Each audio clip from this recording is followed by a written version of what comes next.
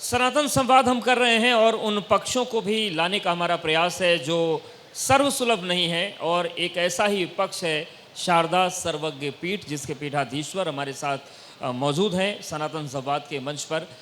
महाराष्ट्री, आपका स्वागत है सनातन संवाद में। और सबसे पहला प्रश्न मेरा यही है कि ये शारदा सर्वज्ञ पीठ क्या है, परिचय इसका क्या है, और किस तरीके से सनातन धर्म के विस्तार के लिए आप काम कर रहे हैं? श्रीमन नारायण, समुपस्थित संस्कृत विश्वविद्यालय के कुलाधिपति माननीय डॉक्टर सचिन गुप्ता जी, आदरणीय श्री राजेश गुप्ता जी,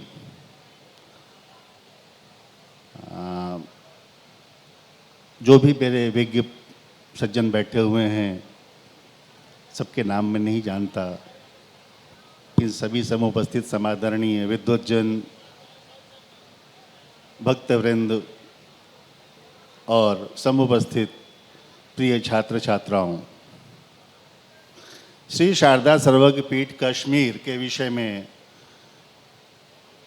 जानकारी मांगी गई है। मैं आपको बता दूं कि आदि शंकर भगवान ने अपना जो मठाम न्यायोपनिषद लिखा, उस मठाम न्यायोपनिषद में सप्ताम न्याय का उन्होंने उल्लेख किया है। 4 वैदिक पीठें हैं चारों दिशाओं की, और 3 अनादि पीठें हैं जिनको अवान्तर पीठें कहा जाता है, यौगिक पीठें कहा जाता है। अंग्रेजी में उसका अर्थ होता है इंटरमीडिएट पीठें। आदि शंकर भगवान के समय पे भारत इससे 3 गुना अधिक बड़ा था। जब आदि शंकराचार्य भगवान ने अपनी परंपरा की स्थापना किया तो उस समय भारत का क्षेत्रफल बहुत बड़ा था। और जो ज्ञान की परंपरा है इस देश में, जो भी संत जन चले हैं, दक्षिण से चल के सबसे पहले वो कांची में रुकते थे, फिर काशी में रुकते थे, और पूर्णता की प्राप्त करने के लिए वो कश्मीर में शारदा सर्वज्ञ पीठ पे जाया करते थे, जहाँ पर उनको सर्वज्ञ की उपाधि अर्थात जगत गुरु की उपाधि स्वयं भगवती शारदा ही उद्घोष करती थी कि ये जगत गुरु हैं, इनको मेरे आसन पर आने दो। ऐसी प्रमाण हैं। शंकर दिग्विजय के 16 ग्रंथ हैं। सभी ग्रंथों में ये उल्लेख है कि आदि शंकर भगवान ने, उनका नाम शंकर था, वो कश्मीर में जाके भगवती शारदा के आशीर्वाद से जगत गुरु शंकराचार्य के पद पर प्रतिष्ठित हुए। और यही परंपरा वहाँ की रही है कि किसी भी संप्रदाय के आमनाय के आचार्य वहीं पर जाकर पूर्णता को प्राप्त करते थे, वहीं पर जगत गुरु की उपाधि वितरित की जाती रही है। वो विश्व का एकमात्र ऐसा स्थान है जहाँ पर जगत गुरु की उपाधि भगवती शारदा स्वयं दिया करती थी। महाराष्ट्र, एक तरफ तो आप पूर्णता की बात करते हैं, सर्वज्ञता की बात करते हैं, दूसरी तरफ आप जो हमारा सनातन जीवन पद्धति है उसमें बड़े सूक्ष्म स्तर पर जाकर बात करते हैं कि हर एक व्यक्ति किसी मूल एक चीज़ से बंधा हुआ है। और गोत्र की आप बात करते हैं कि गोत्र एक ऐसा विषय है जिसको लोग जानते नहीं, समझते नहीं, और उसके बाद वो अपना मूल खो रहे हैं। तो ये गोत्र की जो व्यवस्था है ये क्या है, और कैसे हमारा जो हमारी पहचान है इसमें छिपी हुई है? देखिए, संपूर्ण परिचय जो है हमारा, वो गोत्र परंपरा जो है, गोत्र है, प्रवर है, वेद है, उपवेद है, शिखा है, सूत्र है, छंद है, देवता है, देवी है, ये शिखा है, पाद है, ये सारे 10 प्रकार की चीज़ें होती जो आपकी लाइफ की सूत्र हैं इसमें छुपे हुए। आपको कौन से वेद की कौन सी शाखा पढ़नी है, किस नियम का पालन करना है, किस स्मृतियों के अनुसार चलना है, सबकी हमारी स्मृतियाँ बनी हुई हैं क्षेत्रों की। इसको पूर्णता से जानने के लिए गुरु परंपरा से इसका ज्ञान अर्जित करें, अपने जीवन को सार्थक करें। जब आप अपने विषय में संपूर्णता से जानेंगे, आपकी विशेषताएं जानेंगे, अपनी विशेषताओं के बारे में जानेंगे, तो आपको आगे के लिए बहुत संभावनाएँ दिखेंगी और ईश्वर आगे का मार्ग प्रशस्त करेगा। जी महाराष्ट्र, आपने ज्योतिष पर अच्छा अध्ययन किया, उस पर रिसर्च किया। नक्षत्रों की बात करें तो अमूमन लोग ग्रह और राशि तक आकर रुक जाते हैं, नक्षत्रों की बात बहुत कम लोग करते हैं। तो नक्षत्रों को लेकर आपका जो काम है, चाहे हम उसके शोध की बात करें, उसके जीवन पर प्रभाव की बात करें, उससे संबंधित वृक्षों की बात करें, तो ये पूरा क्या प्रक्रम आपने चलाया है? ऐसा कहते हैं कि ब्रह्मांड में सभी सृष्टियों का जन्म 27 नक्षत्रों के अंतर्गत होता है। हर मनुष्य का एक नक्षत्र होता है, उसकी राशि होती है, उसी के अनुसार हर नक्षत्र का एक वृक्ष भी होता है। एक ही नक्षत्र के मनुष्य और एक ही नक्षत्र के वृक्ष में समानताएं होती हैं। एक व्यक्ति जो मनुष्य है उसके अंदर जो शक्ति है वो एक्टिव फॉर्म में पड़ी हुई है, वही शक्ति वृक्ष में डॉर्मेंट फॉर्म में सुप्त अवस्था में पड़ी हुई है। यदि उस नक्षत्र का व्यक्ति अपने नक्षत्र के वृक्ष को लगाए और उसके साथ सानिध्य प्राप्त करे, उसका पूजन करे, उसके साथ में बैठे, तो उसके जीवन की 90% निगेटिविटी समाप्त हो जाती है। ऐसा प्रामाणिक अनुभव है और ऐसा प्रामाणिक लोगों ने इसके बारे में शोध पत्र जारी किए हैं। ये हमारी वैदिक परंपरा है कि अपने नक्षत्र का वृक्ष लगा के अपने जीवन के हर प्रकार के उत्कर्ष को हम सिद्ध कर सकते हैं और नक्षत्र वृक्षों के पोषण से प्रकृति का भी संरक्षण सुनिश्चित है। यानी कि आप ये कह रहे हैं कि पर्यावरण संरक्षण हो लेकिन वो नक्षत्र वाटिकाओं का जो विस्तार है वो बढ़े। ये जो जैविक विविधता है ना, हमारी बायोडाइवर्सिटी है, वो नक्षत्र वृक्षों से ही रोपी जाती है। भारत की मूल वनस्पतियां जो हैं नक्षत्र वृक्षों में समाहित हैं। हम जो विदेश के वृक्ष लगा रहे हैं उससे हमारा पर्यावरण का संरक्षण नहीं हो रहा है बल्कि ह्रास हो रहा है। हमें अपनी पारंपरिक वृक्षों को लगा करके अपनी उन्नति, अपने पर्यावरण की उन्नति, अपने देश की उन्नति, समाज की उन्नति, हर प्रकार की उन्नति के लिए अपने नक्षत्रों के वृक्ष लगाना एक सुसिद्ध उपाय है। महाराज जी, अगर हम शारदा सर्वज्ञ पीठ की बात करते हैं तो जब इसके हम विस्तार में जाते हैं तो ये जानकारी मिलती है कि पीओके तक इसका विस्तार है। तो हाँ जी, ये पीठ पीओके में ही है। हमारी सीमा से 10 किलोमीटर की जो हमारी केरल की सीमा है उस सीमा से कृष्ण गंगा नदी है जिसको वो लोग दरियाई नीलम कहते हैं, वहाँ से 10 किलोमीटर की दूरी पर शारदा पीठ स्थित है, पीओके में है।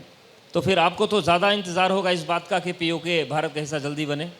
निश्चित रूप से भारत सरकार ने 2 बार संसद में प्रस्ताव पास किया है कि पाक अधिकृत कश्मीर भारत का अभिन्न भूभाग है और हम उसको वापस लेके रहेंगे। भारत का एकमात्र प्रस्ताव है जिसमें किसी भी विरोध नहीं किया, निर्विरोध ये प्रस्ताव पास हुआ कि पाक अधिकृत कश्मीर भारत का अभिन्न भूभाग है और हम उसको वापस लेके रहेंगे, लेकिन अभी तक ये कार्यान्वित नहीं हो पाया।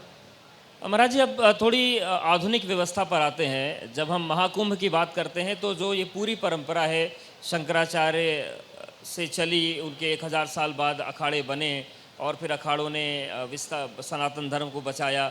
कुंभ में भी परंपराएं 1954 तक लगभग चलती रहीं कि जब पेशवाइयाँ निकलती थी तो अखाड़ों के जो महामंडलेश्वर थे वो शंकराचार्यों को अपने कंधे पर बिठाकर स्नान के लिए ले जाते थे।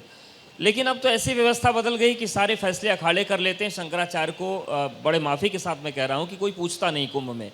तो ये जो स्थिति आई है, क्या आपको लगता है कि इस पर ध्यान देने की ज़रूरत है? शंकराचार्य का जो सम्मान है वो कुंभ में नहीं होगा तो कहाँ होगा? देखिए, 41 तक ये परंपरा रही, 54 तक जो आपने बताया वहाँ तक ये परंपरा चलती रही कि महामंडलेश्वर, आचार्य महामंडलेश्वर उनके लोग लेके जाते थे शंकराचार्यों को। कालांतर में राजनीति आ गया, अखाड़ा परिषद बन गया, भारतीय साधु समाज बन गया और बहुत से संगठन बन गए जिससे लोगों का अलग अलग बिखराव हो गया, मतों का बिखराव होने लगा और सारा का सारा विषय जो था शंकराचार्यों की क्षमताएं, शक्तियां कानून के द्वारा बाधित कर दी गई, सीमित कर दी गई। उनकी जो उपादेयता रही वो अखाड़ों की उस समय रह नहीं गई। अखाड़ों को संभालना बहुत बड़ा दायित्व है। अखाड़ों ने उसके बाद अपना ही एक नया परंपरा शुरू कर दी, महामंडलेश्वर को स्नान कराने की।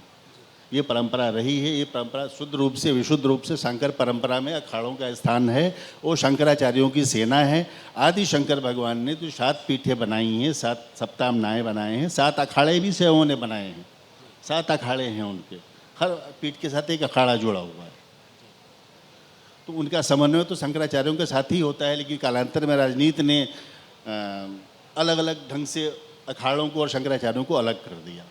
हमारा श्री जो समय बढ़ता गया उसमें 7 शैव अखाड़े बने, 3 वैष्णव बन गए, 2 उदासी बन गए, 1 निर्मल बन गया। तो क्या आप मानते हैं कि जो अखाड़ा परिषद है या जो अखाड़े हैं ये अपने पथ से भटक गए हैं? जिस उद्देश्य से इनको बनाया गया था उससे इतर इनका उद्देश्य कुछ राजनीति की तरफ निश्चित चला रूप गया? से धर्म की रक्षा के दायित्व के लिए अखाड़े बनाए गए थे और हमारे सनातन धर्म के जो मान्य बिंदु हैं, स्कंद पुराण में एक श्लोक 2 बार लिखा गया है, इतना महत्वपूर्ण है कि उसको 2 बार लिखा गया। वो कहा गया है उसमें कि गोभिर विप्रश्च वेदश्च सती भी सत्यवादि भी अलुब्धैर दानशीलश्च सप्ते भी धारते मही। ध्यान दे के सुने। गाय, ब्राह्मण, वेद, सती, सत्यवादी, निर्लोभी और दानशील, ऐसे 7 लोगों ने, 7 तत्वों ने पृथ्वी को धारण कर रखा है। भारत को नहीं, पृथ्वी को धारण कर रखा है, अर्थात मानवता को धारण कर रखा, सृष्टि को धारण कर रखा। इन 7 तत्वों में से किसी का भी विनाश मानवता का विनाश है, धरती का विनाश है। आज इन 7 तत्वों को जो हम बता रहे हैं, गाय दशा आपको पता है, ब्राह्मण दशा आपको पता है, वेद 1131 शाखाओं में से कुल 31 शाखाएं उपलब्ध हैं, जिसमें से 19 को पढ़ने की विधा नहीं मालूम है, सिर्फ 12 शाखाओं को डिकोड किया जा सकता है, पढ़ने की प्रक्रिया पता है, जो परंपरा से चली आ रही हैं। सती कानून ने बैन कर दिया, सत्यवादी समय ने नहीं रहने दिया, परिस्थितियों ने नहीं रहने दिया, निर्लोभी ढूंढने नहीं मिलेगा, दान के नाम पे इन्वेस्ट चल रहा है। किस तरह की इस परिस्थितियाँ बन गई हैं, जो हमारे 7 तत्व हैं लगभग सभी नष्ट कर दिए गए हैं। और अखाड़ों की उपादेयता यही है कि इन 7 तत्वों की मर्यादा बनी रहे, तभी अखाड़ों की उपयोगिता है। महाराज श्री 8वें तत्व की तरफ भी ध्यान देने की ज़रूरत है क्या, कि जितने बड़े मंदिर हैं सनातन धर्म से जुड़े हुए, अधिकतर सरकारों के नियंत्रण में है, तो क्या सरकारी नियंत्रण ठीक है मंदिरों पर? बिल्कुल नहीं ठीक है। सरकार जब धर्मनिरपेक्ष है तो धर्म के मामले में हस्तक्षेप करने का कोई नैतिक आधार ही सरकार का नहीं बनता। धर्म के मंदिर, जो धर्म के स्थल हैं, उनको संप्रदाय के अनुसार आचार्यों के निर्देशन में चलाया जाना चाहिए।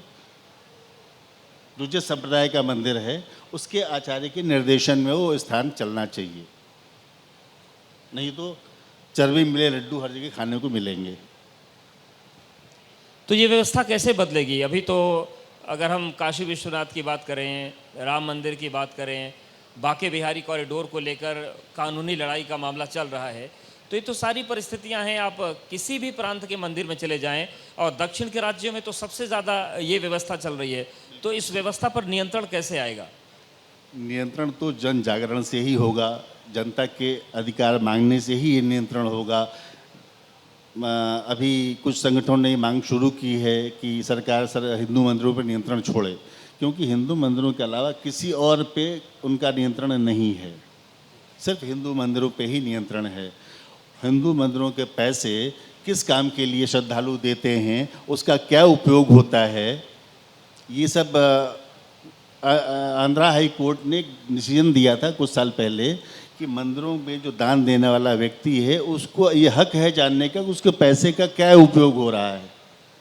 मंदिरों में दिए हुए पैसे को तमाम तरह की अनुदान स्कीमों में लगाया जाता है, मदरसों की शिक्षा में लगाया जाता है, हज यात्रा में खर्च किया जाता है, जो हमारे धर्म विरुद्ध है, जो ऐसा नहीं होना चाहिए। हर दानदाता का ये अधिकार है कि ये जाने कि उसके पैसे का क्या उपयोग हो रहा है।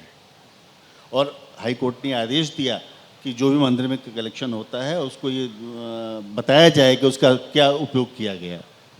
महाराज श्री आखिरी प्रश्न, सनातन संवाद हम कर रहे हैं, तो सनातन के लिए शंकराचार्य और जगत गुरुओं का सम्मान शीर्ष पर बना रहे, ये कितना आवश्यक है? देखिए, अपने प्रतीक को अगर आप सम्मान से रखेंगे तो आपका पूरा अस्तित्व तो बचा रहेगा। व्यक्ति की सत्ता, महत्ता, उपयोगिता धर्म पर ही निर्भर है। व्यक्ति का जो धर्म है, जैसे अग्नि का धर्म है दाहकता, जलाना, जल का धर्म है शीतलता, तरलता, वायु का धर्म है स्पर्श, उसी प्रकार से मनुष्य का धर्म है जो धृति, क्षमा, दमो, अस्त्यो, शौचम, इंद्रिय निग्रह, धी, विद्या, सत्यम, अक्रोधो, दशकम, धर्म लक्षणम, ये 10 गुणों को धारण करके मनुष्य धर्म को धारण करता है। इन 10 गुणों के साथ समन्वित होकर अपने जीवन को उत्कर्ष की ओर ले जाएं।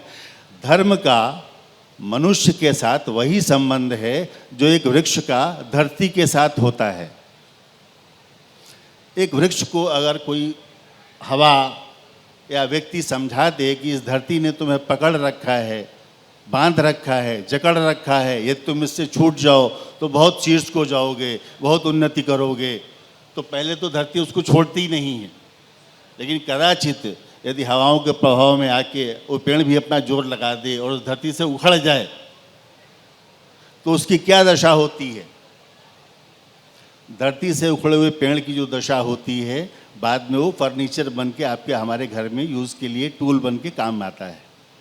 ठीक वही दशा मनुष्य की होती है जो अपनी परंपरा, संस्कृति, धर्म से कट जाता है, उससे उखड़ जाता है, वो भी समाज के लिए टूल बन जाता है, उपयोग के लिए यंत्र बन जाता है। जीविका जीवन के लिए है, जीवन जीविका के लिए नहीं है। ये ध्यान देने की बात है। आप सब ने जो शिक्षा ग्रहण की है उसका उपयोग जीवन के लिए करना है, जीवन का उपयोग जीविका के लिए नहीं करना है। आप जो भी शिक्षा पाई है उसका सामाजिक प्रयोग, व्यवहारिक प्रयोग किस प्रकार से खूबसूरती से कर सकें, इसके लिए धर्म का समन्वय होना बहुत आवश्यक है। धर्म से जुड़े रहेंगे, पेड़ धरती से जुड़ा रहता है तो उसमें रचनात्मकता, उसकी क्रिएटिविटी, उसकी उत्पादकता बनी रहती है। लेकिन जैसे ही धरती से निकल जाता है वैसे ही उसकी रचनात्मकता, क्रिएटिविटी समाप्त हो जाती है और वो निष्प्राण हो जाता है। मनुष्य की भी वही दशा है। आप अपने धर्म से निकल करके निष्प्राण हो जाते हैं, फिर आप टूल बन जाते हैं। आपका अस्तित्व, उपयोगिता, महत्व बहुत सीमित रह जाता है, बहुत छोटा रह जाता है, दूसरों के उपयोग के लिए रह जाता है, आपका अपना जीवन नहीं रह जाता। इसलिए धर्म के साथ समन्वित होना बहुत आवश्यक है। बिल्कुल।